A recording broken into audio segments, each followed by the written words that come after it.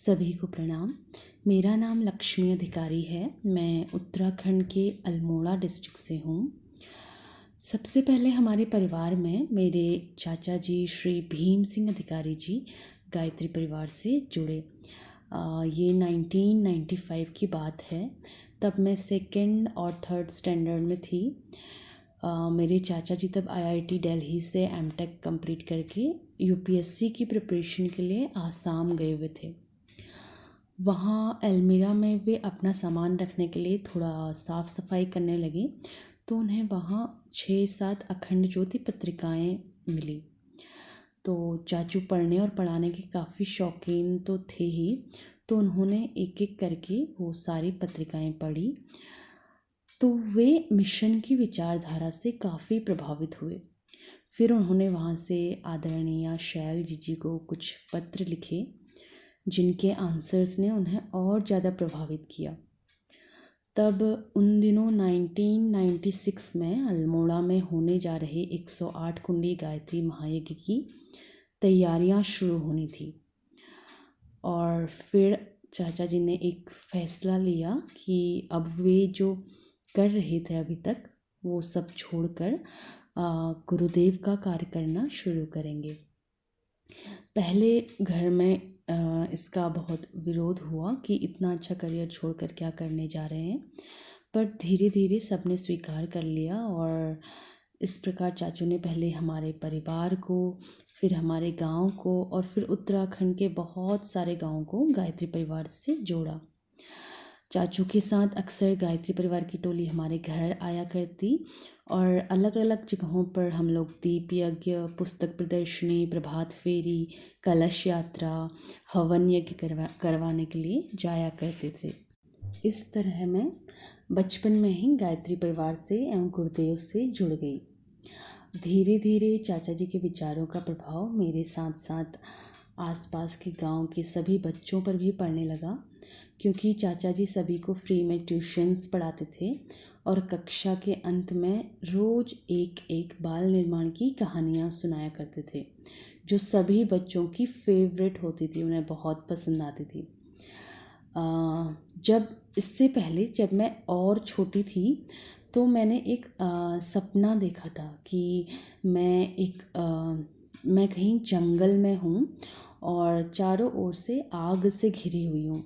आसपास कोई भी नहीं है, बस जंगल है और आग है। तब मैंने देखा कि एक दादाजी की उम्र के व्यक्ति जिन्होंने खादी का कुर्ता पहना है, उन्होंने मुझे उठाया और हाथ पकड़ा और वो मुझे बोले कि मैं तुम्हें यहाँ से बाहर निकालूंगा। और वो फिर मुझे वहाँ से निकाल कर घर ले आए। मुझे ये सपना फिर से उस दिन याद आया जब गुरु दीक्षा लेने के बाद चाचा जी हमारे घर में आए और उन्होंने वहाँ पे माँ गायत्री के चित्र की प्राण प्रतिष्ठा की।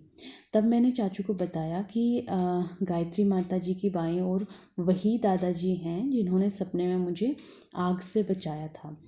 तो चाचा जी बोले, गुरुदेव ने तो पहले से ही हाथ थाम के रखा था, ऐसा बोल के चाचा जी मुस्कुराने लगे। फिर उसके बाद मेरी स्कूलिंग हुई। स्कूलिंग कंप्लीट होने के बाद चाचा जी ने पापा जी को बताया कि इसी साल मतलब 2006 में ही जो शांति कुंज हरिद्वार की हमारी गायत्री परिवार की यूनिवर्सिटी है, देव संस्कृत विश्वविद्यालय, वहाँ पे ग्रेजुएशन का फर्स्ट बैच स्टार्ट होने जा रहा है। और उस साल बीए एवं बीएससी 2 बैचेज ही स्टार्ट हो रहे थे। तो चाचा जी ने बोला कि बालिका का एडमिशन वहीं पे करवाते हैं। तो फिर एंट्रेंस एग्ज़ाम हुआ और मेरा वहाँ पर बीएससी में एडमिशन हो गया। फिर मैं डीएसवीवी में आ गई। तो यहाँ पे दिनचर्या एकदम अलग थी। मतलब वहाँ पे विद्यार्थियों के सर्वांगीण विकास को मद्देनज़र में रखते हुए मॉर्निंग 4 AM से रात्रि के 10 बजे तक की सारी गतिविधियाँ एकदम पूर्व निर्धारित थी। तो सुबह 4 बजे की हॉस्टल प्रेयर हुआ करती थी। फिर 5 to 6 योगा प्रैक्टिकल क्लासेस होते थे, क्लींजिंग षटकर्मा वाले क्लासेस होते थे। उसके बाद थ्योरी क्लासेस होते थे। और इवनिंग में महाकाल के प्रांगण में हम नाद योग किया करते थे। और इवनिंग में ही नाद योग के बाद भोजन के उपरांत श्रद्धेय डॉक्टर साहब जी की गीता की एवं मेडिटेशन की क्लासेस होती थी। आदरणीय जितेंद्र भैया जी की आर्ट ऑफ लिविंग की क्लासेस हुआ करती थी। हम हर संडे को शांत कुंज जाया करते थे। जीजी के लड्डू मिलते थे, बहुत खुश होते थे। और हमारी warden ma'am doctor Anuradha Dwivedi और सर डॉक्टर दुर्गेश द्विवेदी जी, वो हमें एकदम माँ पिताजी की तरह प्यार देते थे और हमें हमारा मार्गदर्शन किया करते थे सभी बच्चों का।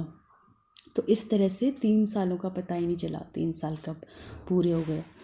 फिर शादी हुई जय मेरे हस्बैंड, उनसे फिर मैंने कहा कि मुझे अपनी यूनिवर्सिटी यानी DSVV से ही PG कंटिन्यू करना है। तो उन्होंने फिर शादी के बाद यूनिवर्सिटी में MSc करने के लिए मुझे अलाउ किया। और फिर एंट्रेंस एग्ज़ाम हुआ और मैंने MSc in yogic science and holistic health में वहाँ पे एडमिशन ले लिया। तो फिर हमें MSc में आदरणीय चिन्मय भैया जी, वो हमारी पैथोलॉजी क्लासेस लिया करते थे। और मतलब ये जो 5 साल वहाँ पे DSVV में रही, ये मेरी ज़िंदगी का एकदम स्वर्णिम समय था, मतलब जिसे मैं हमेशा सहेज कर रखना चाहूँगी। फिर इंटर्नशिप पूरी करने के बाद मैं जय के साथ पुणे आ गई और गृहस्थ जीवन शुरू हुआ। एक दिन एक शॉप पे ऐसे अचानक से मुझे DSVV की मेरी पुरानी फ्रेंड प्रियंका मिली।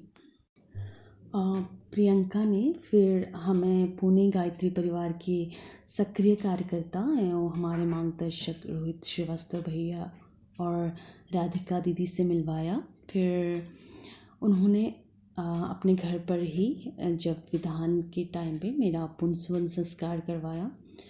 और रोहित भैया ने तब हमें पुणे गायत्री परिवार के बारे में और यहाँ पे चलने वाली सारी गतिविधियों के बारे में बताया। फिर हम लोग गायत्री चेतना केंद्र वाघोली में उद्घाटन समारोह में गए। तो ऐसा लग रहा था जैसे एकदम शांति कुंज में आ गए हों, सब कुछ गायत्रीमय गुरुमय। मतलब वहाँ पे जाके DSVV एक और शांति कुंज की सारी पुरानी यादें फिर से ताज़ा हो गई। फिर धीरे धीरे कोविड के बाद जब हम वापस पुणे आए, मतलब कोविड में 2 साल हम उत्तराखंड में ही थे। फिर उसके बाद जब वापस पुणे आए तो एक दिन ऐसे ही एक फ्रेंडली क्रिकेट मैच खेल रहे थे जय मेरे हस्बैंड। तो उन्होंने रियलाइज़ किया कि वो स्पीड से आती हुई बॉल को ठीक से जज नहीं कर पा रहे हैं। तो हमें लगा कि अभी तक, मतलब वो IT सेक्टर में काम करते हैं और अभी तक उनको स्पेक्स नहीं लगा हुआ है, तो हमको वही आइस स्पेशलिस्ट के पास जाके थोड़ा आइस का चेकअप कराना चाहिए। तो हम गए तो उन्होंने जय की आइस को चेक करके बताया कि उनकी दोनों आँखें एकदम ठीक हैं, शायद ऑप्टिक नर्व में कुछ प्रेशर है, कुछ दबाव है, तो हमें न्यूरो वाले को कंसल्ट करना चाहिए। तो न्यूरो स्पेशलिस्ट के पास जाने से पहले हमने सोचा कि एक बार फिर हम डॉक्टर अग्रवाल आई हॉस्पिटल है, वहाँ पे पूरा अच्छे से दिखा लेते हैं। तो हम उनके पास गए तो उन्होंने पूरी टेस्ट की एक सीरीज़ की और जिसमें सारे टेस्ट हुए और फाइनली MRI में जाके एक कंफर्म हो गया कि जय के ब्रेन में पिट्यूटरी ग्लैंड में एक बड़े साइज़ का मैक्रो बिनाइन ट्यूमर है, जिसे पिट्यूटरी मैक्रो एडिनोमा कहते हैं। तो फिर उन्होंने एक ENT स्पेशलिस्ट हैं डॉक्टर कैलाश संत और एक न्यूरो सर्जन हैं डॉक्टर रणजीत देशमुख जी, जो कि सह्याद्री हॉस्पिटल में काम करते हैं। तो उनके पास उन्होंने रेफ़र किया। फिर वहाँ पे हम लोग गए, वहाँ बहुत सारे टेस्ट हुए, फिर से MRI वगैरह भी हुए और फाइनली ऑपरेशन की डेट दी उन्होंने 9 जनवरी 2023। डॉक्टर्स ने पहले बुलाकर ही बता दिया था कि 6-7 तरह की कॉम्प्लिकेशंस इस तरह की सर्जरी के दौरान हो सकती हैं, और जो जनरली होती हैं, और किसी सर्जरी में 1, किसी में 2, 3, 4 मतलब कितनी भी कॉम्प्लिकेशंस हो सकती हैं। जैसे वो CSF होता है, सेरेब्रोस्पाइनल फ्लूइड, उसका लीक हो जाना, मतलब बहुत सारे अलग अलग तरह की कॉम्प्लिकेशंस उन्होंने बताई कि सर्जरी के दौरान कुछ भी हो सकती हैं। तो उन्होंने साइन वगैरह सब करवा के लिए फिर मैंने ये सब बातें हमारे जो रोहित श्रीवास्तव भैया हैं उनको रोते हुए बताई। तो उन्होंने बताया कि मतलब उन्होंने बोला कि दीदी आप चिंता मत कीजिए, गुरुदेव सब सही करेंगे, वे हमेशा साथ में हैं, और हम सब पुणे गायत्री परिवार के लोग भैया की सफल सर्जरी हेतु प्रार्थना कर रहे हैं। इधर चाचा जी से भी मेरी बात हुई। उन्होंने बताया कि वे भी गुरुदेव से प्रार्थना कर रहे हैं। उन्होंने जय के नाम की आहुतियाँ और मंत्र जप वगैरह सब कर रहे हैं।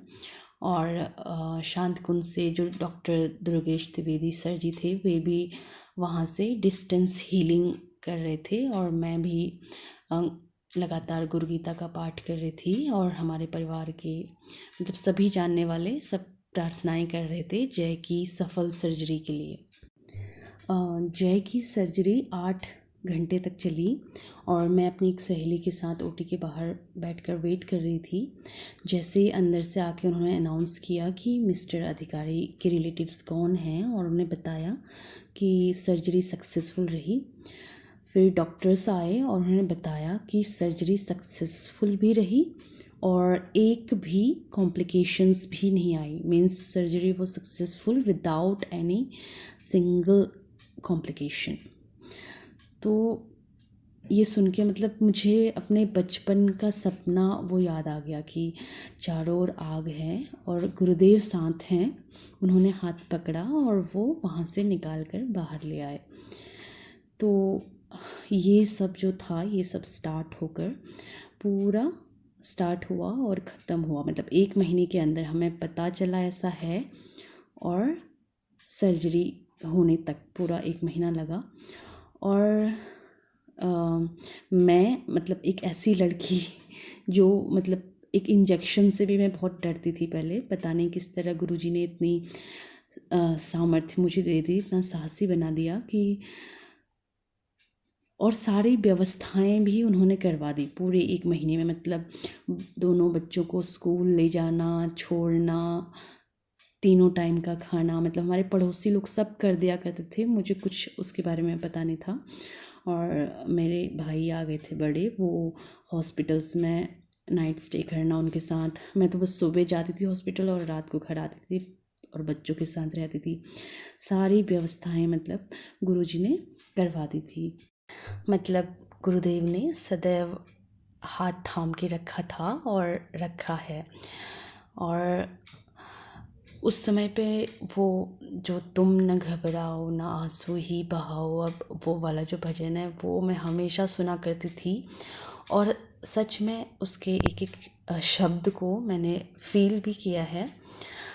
अब हम गायत्री परिवार पुणे के ज़्यादातर कार्यक्रमों में भागीदारी लेने की कोशिश किया करते रहते हैं, और गुरुदेव ने हमारे लिए सब कुछ किया है।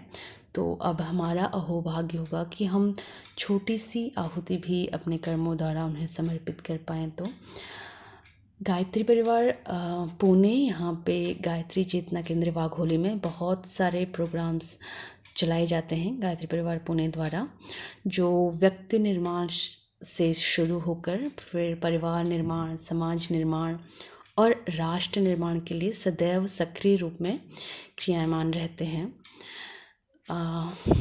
तो इतना ही। ओम शांति।